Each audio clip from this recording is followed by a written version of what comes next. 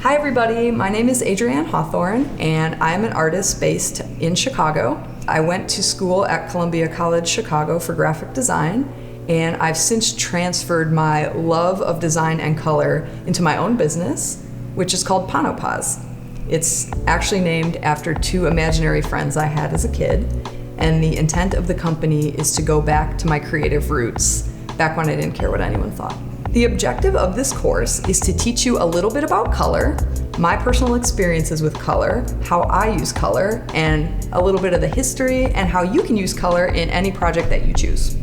So I'm going to give you guys a really brief history of color theory. Back in 1704, Isaac Newton discovered that if you passed light through a prism, there was a spectrum of color that appeared. And he actually created the first known color wheel, which is widely used in color theory today. Nowadays, the leader in color and color matching is definitely the Pantone company. Pantone actually makes fabric swatch books that you can get, and that way, when you select a color for a garment, you'll know exactly how it will turn out. Pantone does color predictions as well. Every year, they release a color of the year, and they've been doing that since the year 2000. Pantone scours trends in both fashion, music, travel destinations, even the automotive industry to see what colors are going to be launched on different cars that year. And then, with all that information, they pick a color of the year, which informs the fashion moving forward for that year. This year, Pantone has selected classic blue for their color of the year, and they did this based off a desert color palette, and they've explained that the classic blue can be paired with lilac pink, even gold or bronze for a stellar effect. So the history of color theory begins in 1704 when Isaac Newton discovered that when you pass light through a prism, there are colors that appear, and he created the first color wheel based on this information. Several years later, Abraham Werner went into nature and cataloged as many different colors as he saw. He named them after items in nature, and many of those names still exist in paint colors today. When you're selecting a color for your next project, it's important to know what colors have meant historically. Here are 8 colors and their common meanings. Red is the color of power, passion, energy, action, and arrogance. Orange is the color of enthusiasm, happiness, creativity, and warmth. Yellow is the color of joy, intellect, and cheerfulness. Green is the color of nature, growth, freshness, and fertility. Blue signifies trust, stability, and calm, while purple is the color of royalty, luxury, and ambition. Black is the color of authority, power, and independence, and white is pure, clean, and open. A few years ago, a UK-based shirt company conducted a survey with 1,000 people to see what colors they thought best embodied confidence in fashion. The clear winner for people is black, followed by red, blue, and then white. The lowest ranking color for confidence was orange. One thing to keep in mind with everything I'm teaching you about color and color's meanings and Pantone's color of the year, etc., is these are all just predictions and trends and, in some cases, opinions. Really, you should use color for whatever purpose is serving you. It can be used in many different ways, and whatever you're feeling is what you should follow. So my experience with color is up and down. As a kid, I loved color. I paired my own outfits all the time, usually a shirt and a pair of pants that didn't match, and I was totally okay with that. Yellow was my favorite color. I had a yellow backpack, and it was my favorite color for years and years and years and years until I got into middle school, when you start to realize that you need to fit in, or it feels that way at least. So my favorite color became, I think it was blue. It might have been green. Any one of those two colors to try to fit in, because nobody liked yellow. And then from there, I kind of stuck with whatever everyone else expected. I followed blue, I followed green. I never felt truly passionate about those colors, but it felt safe, and then I wouldn't stand out too much, which was always a big fear of mine. Even 5-6 years ago, I wore all black a lot because I thought it looked artsy, and I thought it would eliminate choice or me standing out too much, and I didn't want to stand out too much.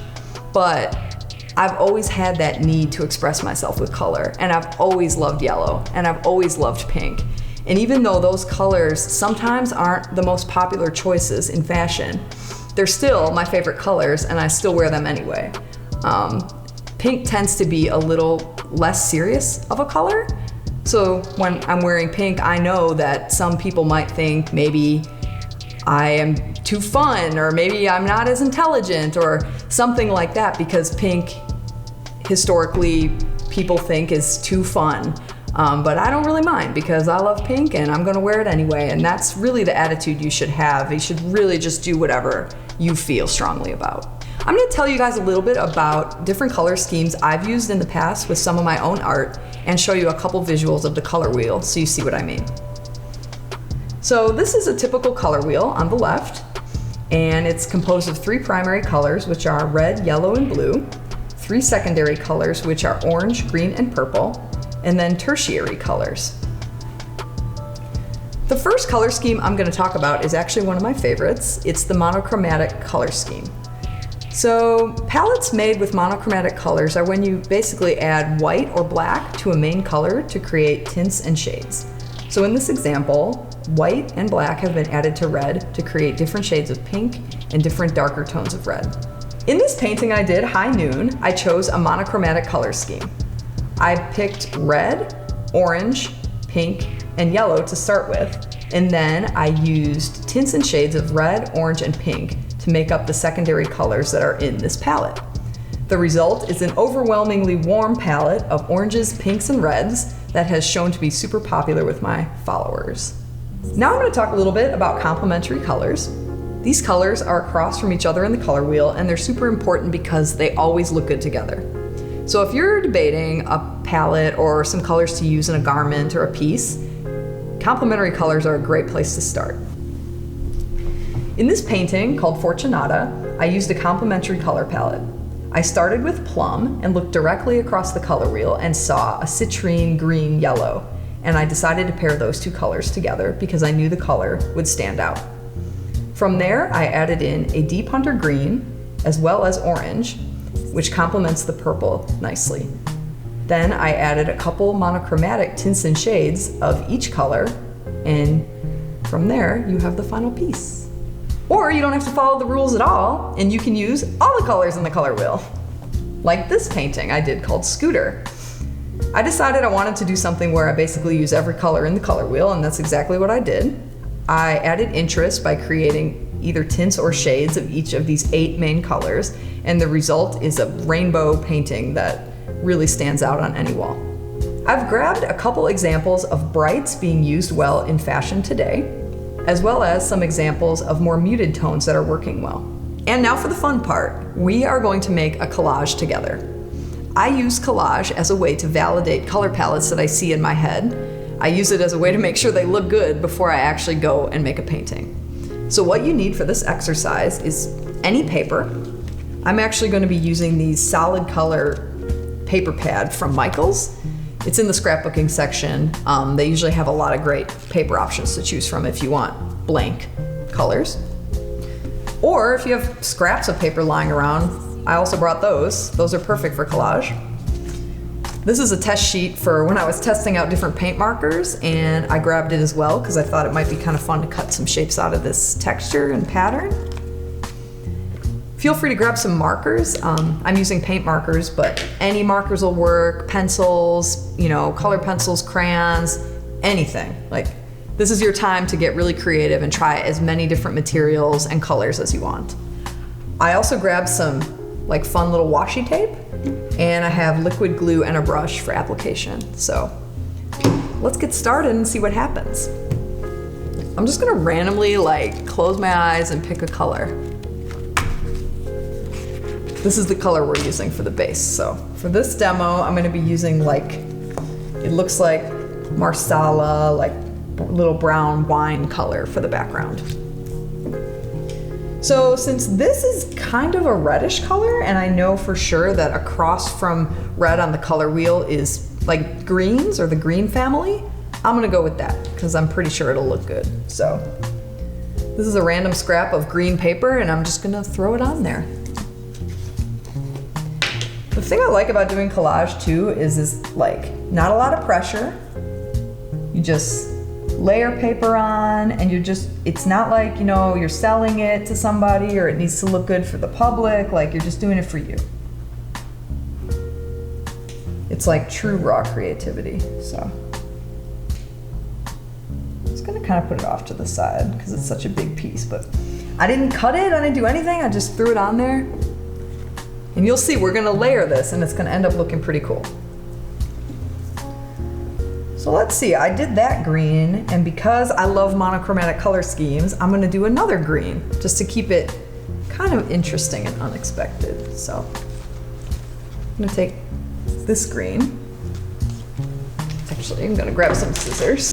Scissors, another important supply for making collage. I'm just gonna go ahead and cut like a little round, random shape of this green.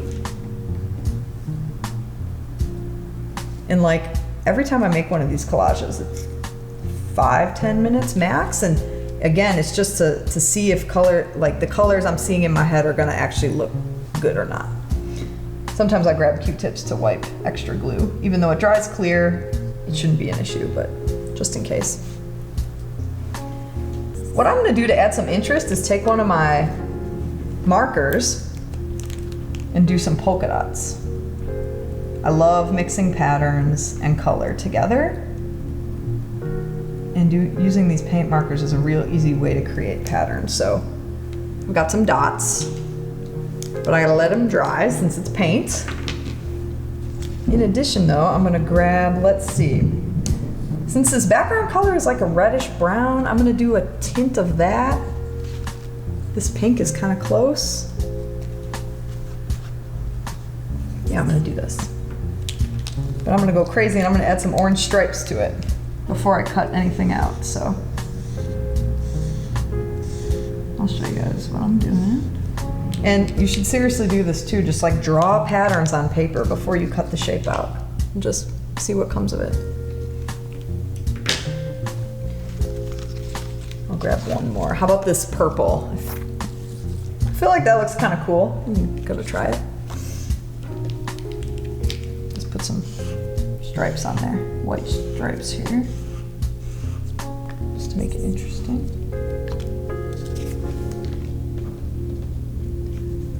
So by now this is dry. I can just go ahead and it dries real quick, so cut this in.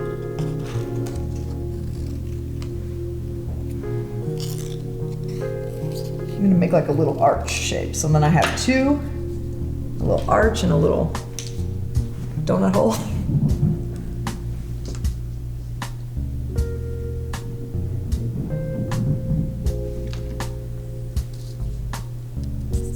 Okay.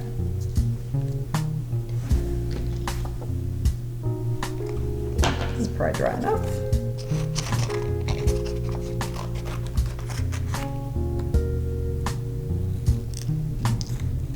But you can do this with images too. I always prefer to do things with solid paper, but you can do this with anything, really.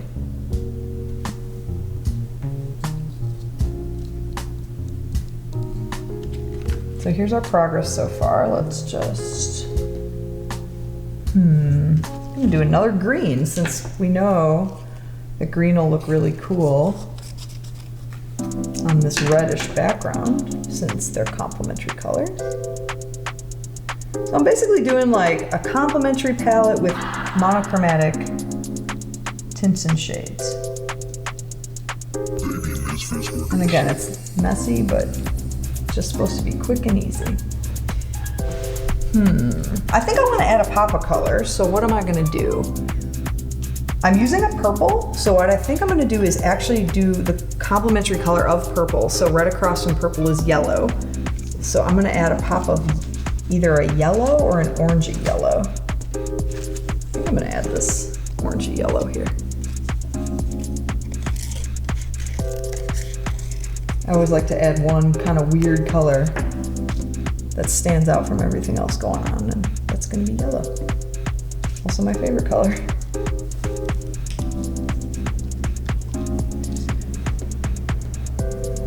So layer one is basically done. I'm just gonna add the little polka dot donut hole and just keep grabbing things that I see, not thinking too hard about it, just trying things, because there have been times I've made collage and I tried a random piece of paper that I would never do and it inspired entire painting. Actually, I'm gonna do this as like the same color on top. We'll do that.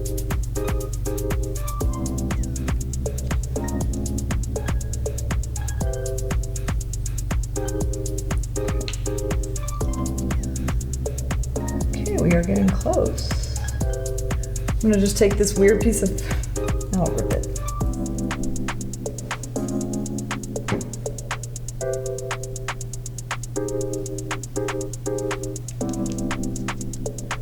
I'd say maybe 1 or 2 more pieces, and then I'll add some marker details.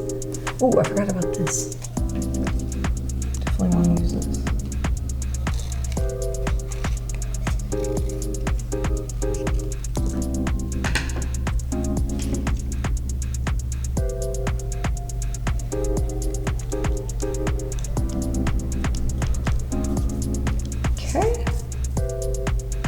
Add 1 more green and then some final details, and we'll be done with this collage.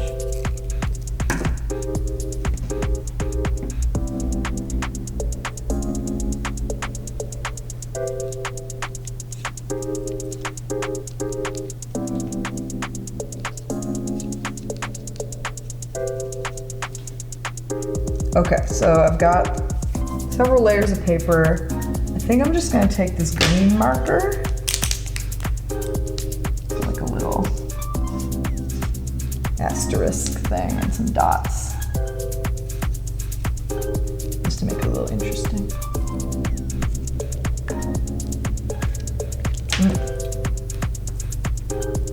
Actually, I'm gonna add 1 more piece to this corner that's a little bare. 1 more.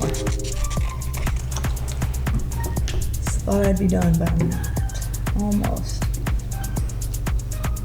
Okay. Sweet. I feel good about this.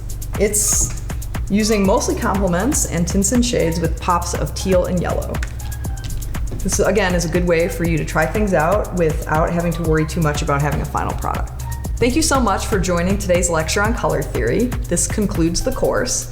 Just please remember that everything you've learned should be helpful on your journey with color, but at the end of the day, always do what feels right for you.